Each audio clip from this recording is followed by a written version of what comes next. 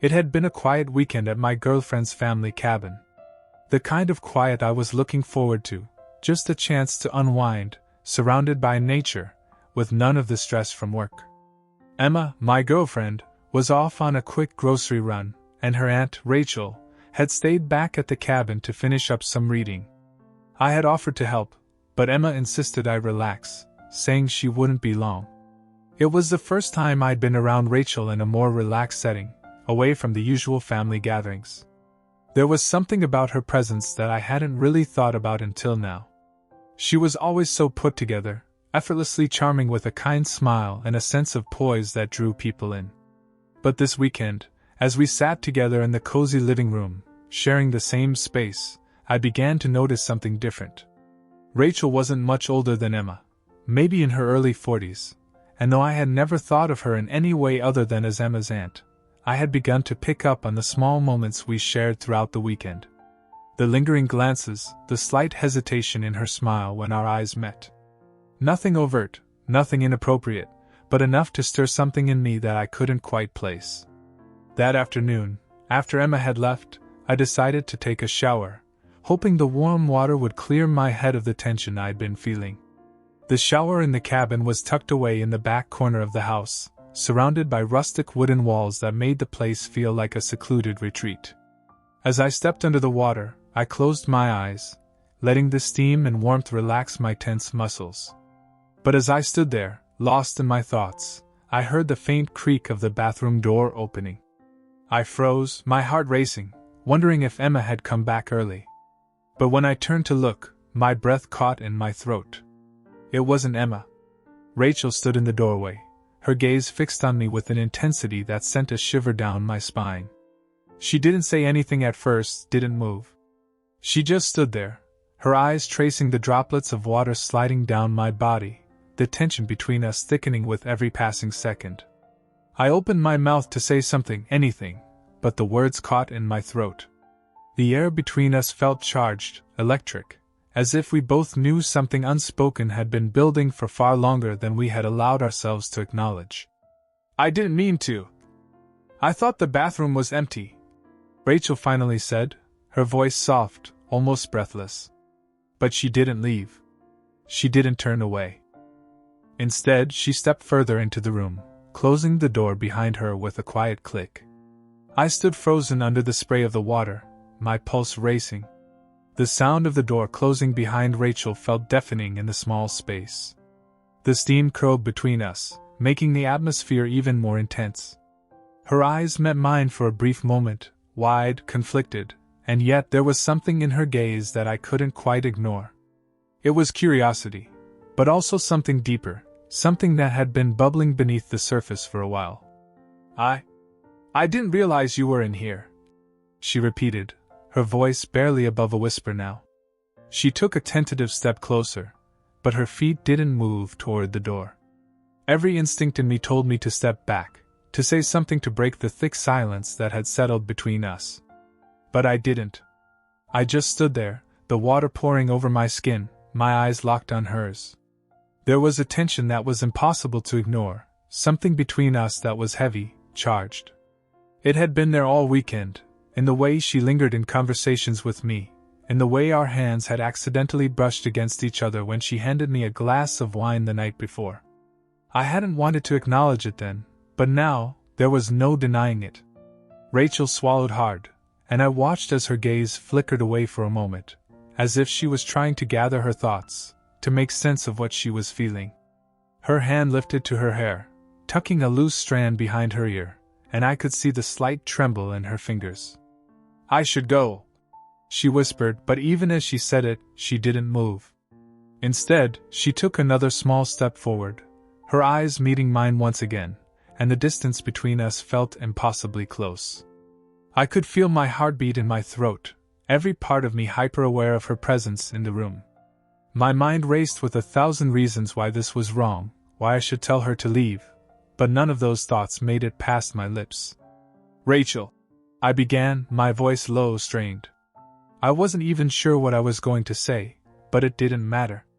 She took another step toward me, her bare feet making no sound on the tiled floor, and I could see the indecision written all over her face, the same conflict that was raging inside me. But there was something else there too, something unmistakable. Desire. "Is this wrong?" she asked softly, her voice trembling as she stood just inches away from me now. The question lingered in the air between us, heavy, full of all the things we weren't saying. "Yes," I whispered, my voice barely audible over the sound of the water. But I couldn't bring myself to finish the sentence. Because the truth was, I didn't want her to leave. I didn't want to stop whatever this was, no matter how wrong it felt. The tension between us had been building for too long, and now, standing here with her so close, I couldn't ignore it anymore. Her hand reached out, trembling slightly as it brushed against my arm, and the touch sent a shockwave through me that I couldn't suppress. My skin tingled where her fingers had made contact, and I could feel the heat of her body, even though she hadn't yet moved any closer. "I don't know what I'm doing," she admitted, her voice shaky, her gaze dropping to the floor for a brief moment. But then her eyes lifted again, locking onto mine, and I could see the truth behind her words. She knew exactly what she was doing. And so did I. Neither of us moved for a long moment, the air between us thick with anticipation, with the weight of everything that had led up to this point. I could feel my pulse pounding in my ears, the steam from the shower curling around us, making the space feel smaller, more intimate. And then, slowly, I reached out. My hand found hers, our fingers brushing lightly before I curled mine around hers, pulling her gently closer. Her breath hitched, and I could see the hesitation in her eyes, the conflict that mirrored my own. But she didn't pull away. Instead, she stepped forward, until there was no space left between us, her body pressed against mine, the warmth of her skin searing into me. "Rachel," I whispered again, but this time, there was no protest in my voice. No attempt to stop what was happening. She looked up at me, her eyes searching mine for something, for reassurance, for understanding, for permission, maybe. And then, without another word, she leaned in, her lips brushing softly against mine in a kiss that was hesitant, trembling, but full of the tension that had been building between us for days. The kiss was soft at first, a tentative exploration, as if we were both testing the waters, unsure of what this meant. But then, as if something inside us both snapped, the kiss deepened, growing more urgent, more desperate. Her hands slid up to my chest, her fingers tangling in the wet strands of my hair as she pressed herself closer to me, her body melting into mine. I kissed her back, my hands finding her waist, pulling her against me as the water cascaded over us, the heat between us growing more intense with every passing second. The guilt, the wrongness of it all, lingered in the back of my mind, but it was drowned out by the overwhelming need I felt, the need to touch her, to hold her, to finally give in to the tension that had been simmering between us for so long. For a long time, we stayed like that, lost in the kiss, in the heat of the moment, the rest of the world fading away. It was as if nothing else mattered, Emma, the consequences, the weight of what we were doing, all of it disappeared in the intensity of our connection. When we finally pulled apart, both of us were breathless, our foreheads resting together, as we struggled to catch our breath. Rachel's chest rose and fell rapidly, her hands still tangled in my hair, her eyes wide and filled with a mixture of desire and guilt. We can't," she whispered, but her voice lacked conviction. She didn't pull away. Neither did I. "I know," I said softly, my hands still resting on her waist. "But I don't want to stop." Rachel's breath was shaky, her lips still hovering close to mine as the weight of our actions settled around us.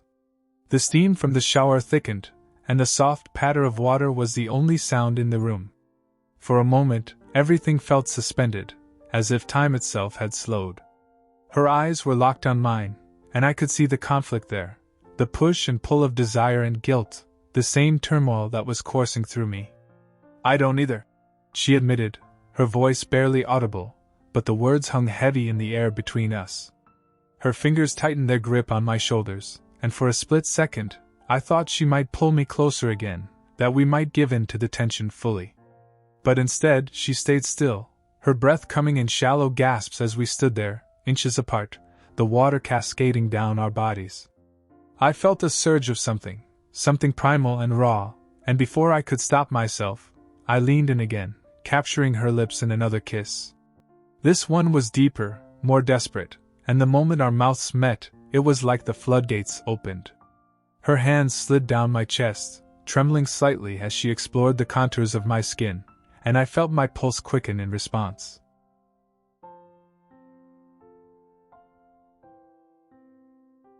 We were crossing a line that couldn't be undone, and we both knew it.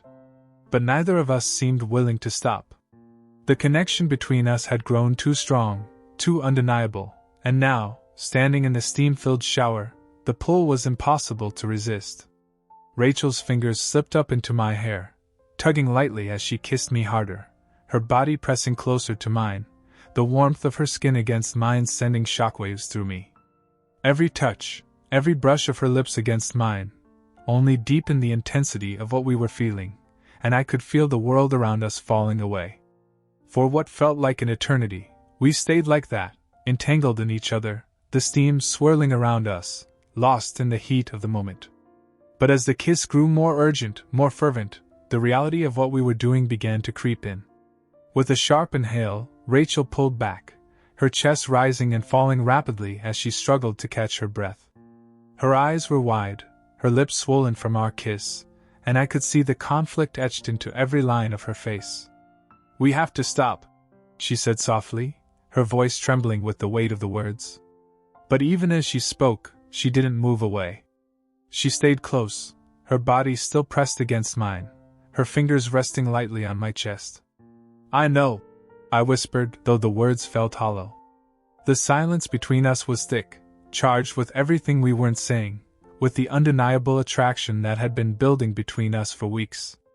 But now, standing here together, the guilt was starting to sink in, the reality of the situation pressing down on us. This isn't fair to her," Rachel murmured, her voice shaky. "To Emma." The mention of Emma's name hit me like a punch to the gut, and I felt the weight of our actions crash over me all at once.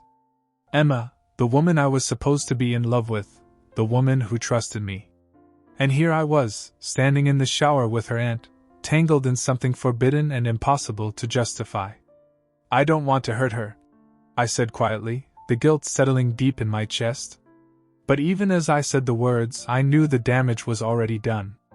There was no going back from this, no way to undo the betrayal we had committed. Rachel nodded, tears welling in her eyes as she looked down at the floor. "Neither do I."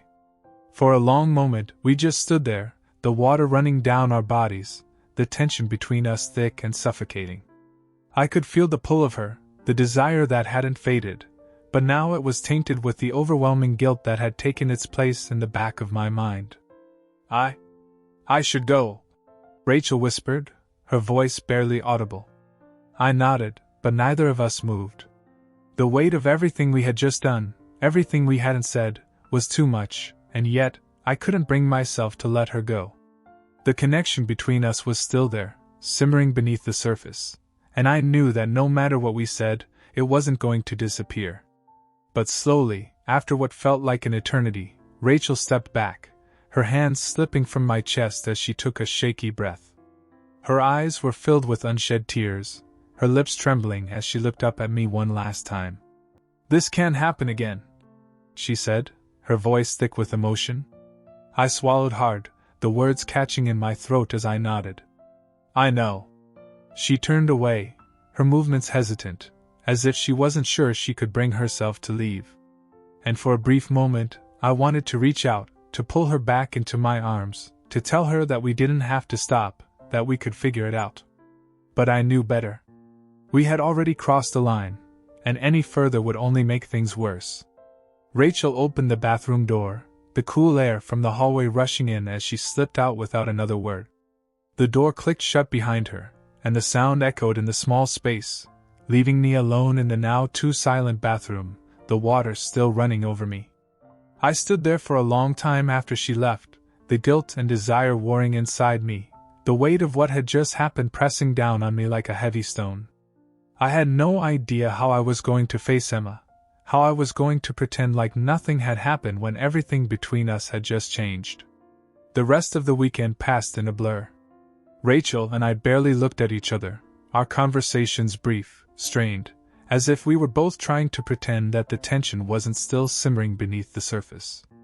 But every time our eyes met, I could feel it, the pull that hadn't gone away, the connection that we couldn't ignore. Emma never noticed, of course. She was her usual bright, cheerful self, completely unaware of the storm that was raging between Rachel and me. But the guilt gnawed at me with every passing moment, with every smile Emma gave me, every innocent touch of her hand on mine. I didn't know how long we could keep up the charade, how long we could pretend like nothing had changed. The guilt, the desire, the confusion, it was all too much, too overwhelming. And yet, even as the weight of it pressed down on me, I couldn't shake the memory of Rachel's touch, the way her lips had felt against mine, the way we had both given in to something we couldn't control. The weekend ended, and we all went back to our normal lives, but nothing felt normal anymore. Rachel and I didn't speak about what had happened, didn't acknowledge the tension that still lingered between us. But I knew deep down that this wasn't over. That the connection between us, the pull that had brought us together in the shower, hadn't gone away. And I wasn't sure if it ever would.